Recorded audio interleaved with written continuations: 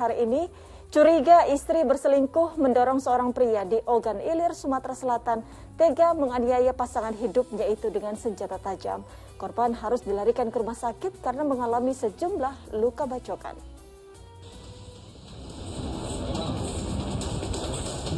Pelaku penganiayaan terhadap seorang istri ini tak berkutik saat digelandang ke Mapolsek Pemulutan Ogan Ilir, Sumatera Selatan.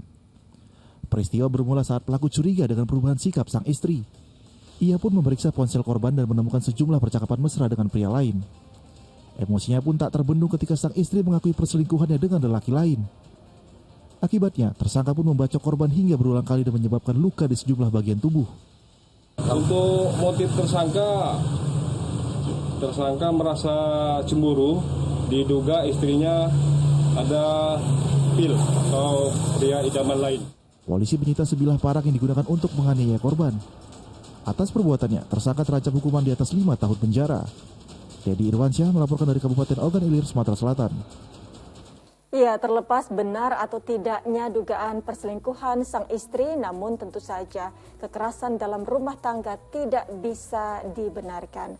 Ustaz Atabik, di dalam Islam, apa yang harus dilakukan oleh seorang istri jika mengalami kekerasan dalam rumah tangga, baik itu berupa fisik ataupun secara verbal, Ustaz?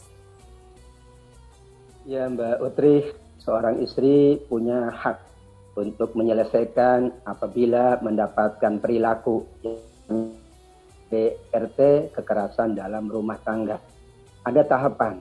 Tahapan pertama adalah tentu dibuka pintu komunikasi dengan suami. Istri boleh menyampaikan apapun kepada suaminya tentang perilaku suaminya.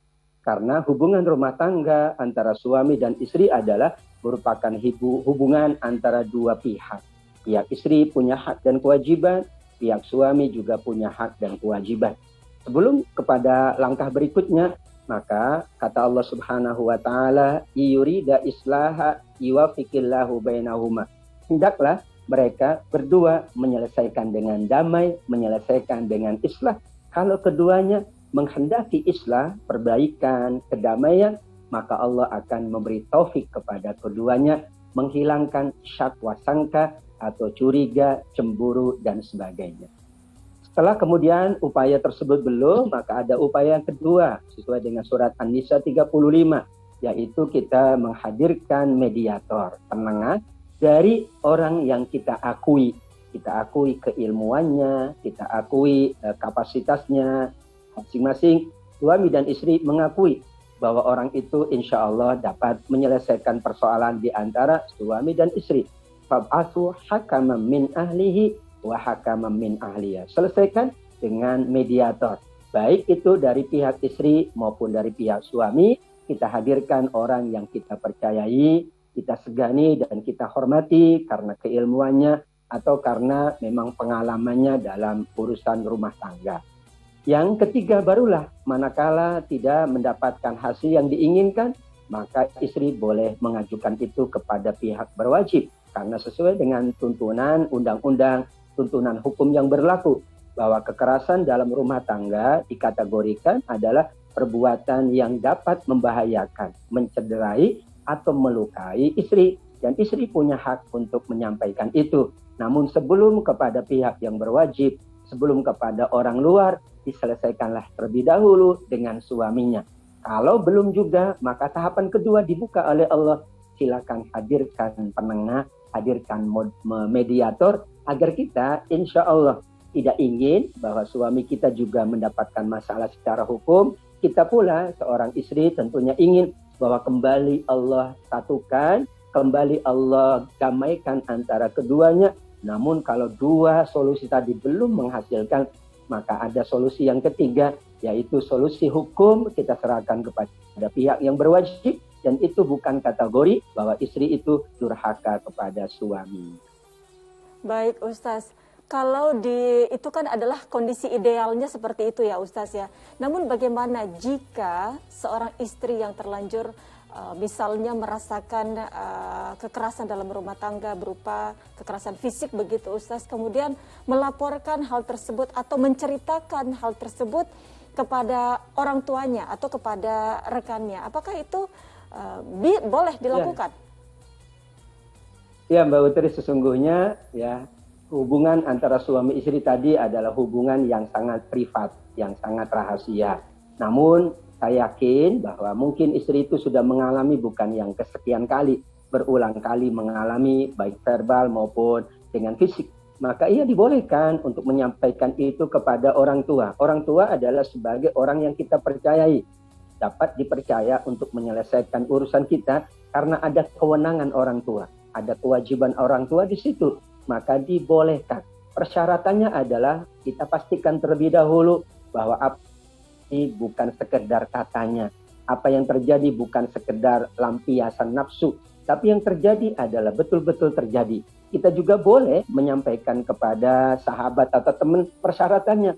Teman dan sahabat itu dapat dipercaya, karena kalau tidak dapat dipercaya, khawatir mengkeruhkan suasana rumah tangga. Akhirnya akan dikompor-kompori. Ya sudahlah Mbak, memang sudah begitu Mbak. Dan sebagainya. Akhirnya tidak menyelesaikan persoalan. Bukankah kita ingin setiap langkah kita adalah langkah untuk menyelesaikan persoalan. Bukan langkah untuk menambah persoalan. Dan hubungan rumah tangga antara suami dan istri adalah hubungan yang sangat privat. Hubungan yang sangat rahasia. Karenanya sebelum ia menyampaikan kepada orang tua atau sahabat, pertimbangkan masa-masa. Jangan sampai kemudian semakin memperkeruh dan akhirnya bukan kedamaian, bukan semakin ya hubungan itu baik, malah mungkin semakin renggang dan istri dibolehkan saat memang betul-betul terjadi dan sudah berulang kali ia matur atau dia menyampaikan kepada orang tua, karena orang tua insya Allah dapat dipercaya dan orang tua punya kewajiban dan kewenangan, atau kepada teman dengan syarat jangan sampai teman itu malah semakin mengompor-ngompori, semakin mengeruhkan, atau semakin tidak ketemu, tidak ada titik temu antara suami dan istri, insya Allah. Ustaz, sering kita dengar kutipan bahwa ibadah paling lama adalah pernikahan. Mungkin Ustaz bisa jelaskan maksud dari kutipan tersebut. Baik, Mbak Utrih, ini ungkapan para hukama, ahli bijak, ahli pandai dari kalangan para ulama. Kenapa? Karena usia pernikahan itu dihitungnya saat seseorang melangsungkan akad nikah hingga ia kembali bersama di dalam surga. Waktunya amat sangat panjang. Dan bahkan semua yang dijalankan oleh pasangan suami istri. Sampai kata Nabi, menyuapkan makanan dinilai ibadah. Senyumnya pula dinilai ibadah, sholatnya dinilai ibadah, mencari nafkahnya dinilai ibadah. Semua yang dijalankan oleh suami istri tidak ada batasannya. 24 jam bisa bernilai ibadah di sisi Allah. Jadi kalau per hari dihitung 24 jam, ditambah lagi 1 pekan, ditambah lagi bertahun-tahun, maka itulah kenapa usia pernikahan adalah usia yang paling lama. Dan memang kehidupan ibadah dalam rumah tangga adalah kehidupan ibadah yang terpanjang. Tidak dibatasi, jenisnya beragam, waktunya juga tidak dibatasi oleh Allah, dan sekian banyak ibadah-ibadah yang notabene adalah perilaku yang biasa, perbuatan-perbuatan yang biasa. Namun kalau dijalankan di dalam rumah tangga, dijalankan antara suami dan istri, maka akan bernilai ibadah di sisi Allah. Inilah kekhususan ibadah sepanjang masa, ibadah yang paling panjang, kehidupan suami dan istri, bahkan nilai ibadahnya yang diistimewakan oleh Allah berbeda dengan ibadah antara seseorang dengan seseorang yang lain. Begitulah bagaimana Allah dan Rasulullah memuliakan hubungan suami istri, kehidupan rumah tangga, sampai disiapkan surga Aden di sisi Allah Subhanahu wa ta'ala. Masya Allah, begitu mulia ibadah pernikahan ini ya Ustaz ya. Baik Ustaz, kita lanjutkan informasi di hari ini.